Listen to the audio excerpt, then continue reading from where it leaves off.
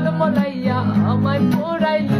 এখন তো চাঁদও চিনে না আমারে, সূর্যও চিনে না।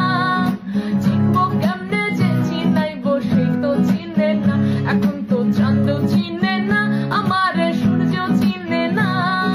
চিনবো কেমনে যে চিনাইবো, সে তো চিনে না।